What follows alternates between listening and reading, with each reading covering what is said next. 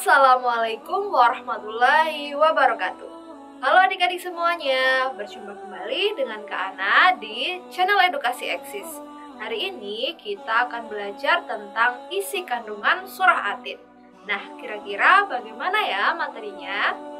Simak video ini sampai selesai ya. Perlu adik-adik ketahui bahwa Al-Quran adalah kitab suci umat Islam yang syarat akan pelajaran dan hikmah. Nah, sebagai seorang muslim, sebaiknya kita tidak hanya membaca Al-Quran saja, tetapi kita harus mempelajari isi kandungan dalam Al-Quran. Nah, kali ini kita akan belajar tentang isi kandungan surah At-Tin. Surah At-Tin merupakan surah yang berada pada urutan ke-95 dalam Al-Quran. Nama surah At-Tin diambil dari kata At-Tin yang terdapat pada ayat pertama surah ini. Dan surah ini termasuk dalam golongan surah Makkiyah. Sebelum kita belajar isi kandungan surah At-Tin, mari kita baca surah At-Tin bersama-sama.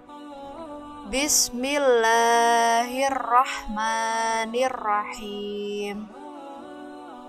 Wattini wazzaitun wa turi sinin wa hadzal baladil amin. Laqad khalaqnal insana fi ahsani taqwim. Thumma radadnahu asfala safilin. Illal ladzina amanu wa amilus solihati falahum ajrun khairu mamnun. Fama yukadzibuka ba'du biddin. Alaisallahu biahkamil hakimin. Selanjutnya kita pelajari isi kandungan surah At-Tin. Kita mulai dari ayat yang pertama ya adik-adik. Ayat pertama berbunyi Wattini wazzaitun. Artinya demi buah tin dan buah zaitun.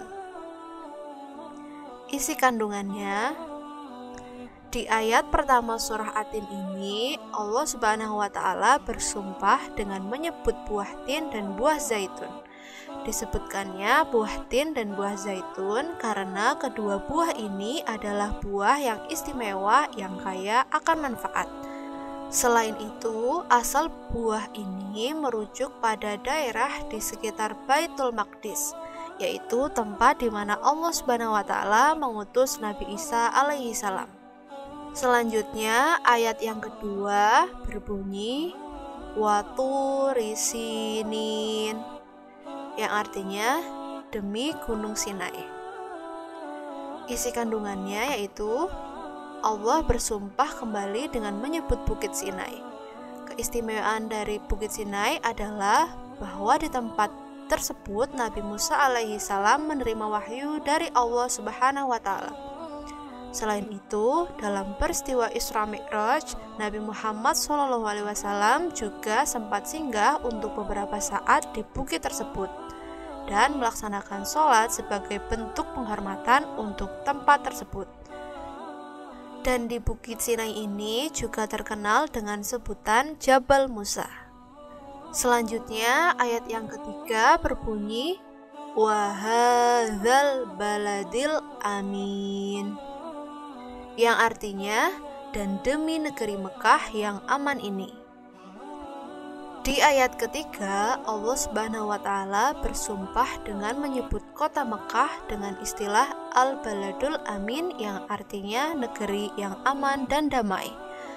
Kota Mekah disebut dengan kota aman dan damai karena orang-orang yang tinggal di dalamnya dan orang yang datang kepadanya merasa aman, baik pada zaman jahiliyah, yaitu zaman peristiwa penyerangan pasukan gajah yang hendak menghancurkan Ka'bah, maupun di zaman Islam atau zaman setelah terjadinya Fathul Makkah.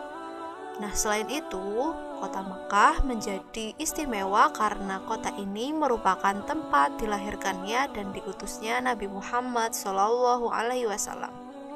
Kemudian ayat yang keempat berbunyi, laqad khalaqnal insana fi ahsani taqwim, yang artinya, sungguh kami benar-benar telah menciptakan manusia dalam bentuk yang sebaik-baiknya. Di ayat keempat ini, Allah Subhanahu wa Ta'ala menegaskan bahwa manusia diciptakan dengan bentuk yang terbaik. Manusia memiliki tubuh yang sempurna, lagi tegak jalannya.